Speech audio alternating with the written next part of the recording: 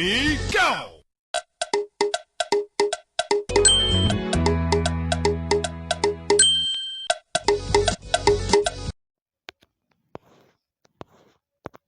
Breaking news. Welcome to today's headlines.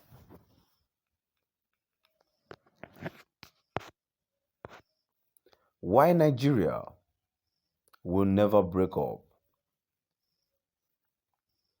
Why Nigeria will never break up? An open letter. To my dear listeners from wherever you're listening from, please stay tuned as I read today's news.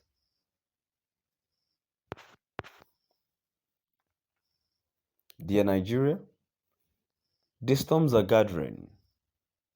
Thunder rumbles, claps then crackle across the sky in rapid succession like reports of gunfire. The echoes dying in the distant far. Between the thundering claps, lightning strikes and sparkles, lighting up the dark brooding night. Not a winter still, but the tropical battle of the element. The climate holds secrets deep in the far reaches of its bowels. So if you wish to know what the future holds, you could look at the sky, the atmosphere, the mood, which only the wise can decode. It forebodes, foretells, and portends. The changing climate tells us something about we humans, but that is another story. My father could tell you what a particular month held in store just by looking at the moon. A cocktail is brewing, and the air is thick. The rains will soon fall, but what kind would it be? A heavy downpour, hailstones crashing down, floods washing everything away, or gentle showers that bless the land and yield fresh shoots of life. It depends. It all depends. Whichever side you are on, let not your emotion run away with you. For the slope is slippery and the descent is fast, where only a black hole awaits. Yet, raw, unrestrained emotion is all that is left after reason has been banished from the sovereign realm, when untutored sentiment push hard against the voice of reason. Good old George Berkeley, a philosopher and a bishop, once said, "We kick up dust, then complain we cannot see." Let's stop kicking dust before we all go blind, is what I say. But they are growing this self-determination course. Like trees, they are growing, now tall and nearer the sun, where the leaves would wither and die, the stems dry and haggard, sharp like spikes. Oduduwa nation here, Biafra there, Arewa not far behind, but the sad truth is that Nigeria will never break up. One should never say never, but a breakup is remote, and here is why. Saying this much, I see glazed eyes widening with astonishment that such a claim could even be suggested. I hear a deafening chorus of rubbish from advocates of self-determination. This much is to be expected. Many have unquestioningly bought this ethno-nationalist dream, impaled on its hook. The fish is out of the water, mouth opening and closing as though yearning to say something, but gasping on the end of a line for dear life.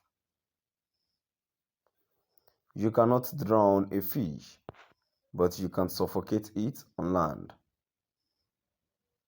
Left marooned on the island of frustration by the nation's endless sorry passes, they seek separation, believing it the solution to the country's myriad ailment. This, I believe, is an error.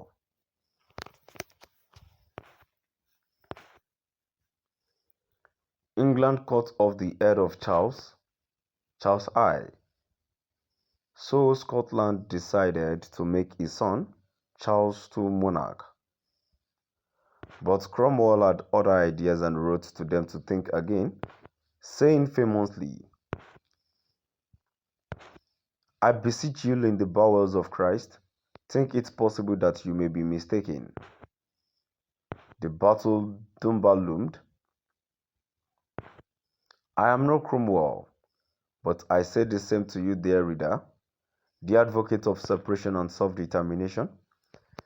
I beseech you in the bowels of the God you serve, and of the reason that God has bestowed upon you to think again, think it possible that you may be mistaken. Cromwell's plea was for Scotland to see the danger at the end of the course upon which was about to embark. The risk, indeed the disaster that lurks around the corner that cannot then be averted. Where arms poised upon the precipice, retreat is no longer possible. Our advocates of self-determination, just like Scotland did then, possess an unshakable belief and absolute certainty in its course, and presses ahead upon this course, no matter what is said here and how well or badly it is said or argued. The train of self-determination is scuttling down.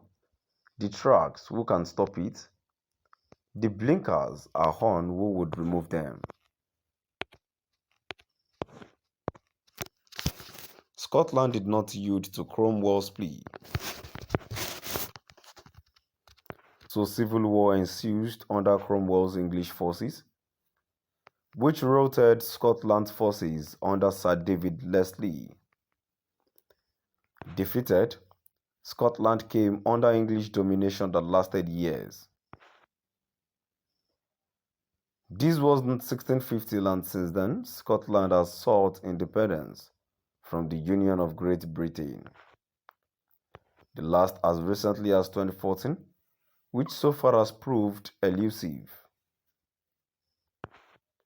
And this is a country that can sustain itself if granted autonomy than any part of Nigeria ever could.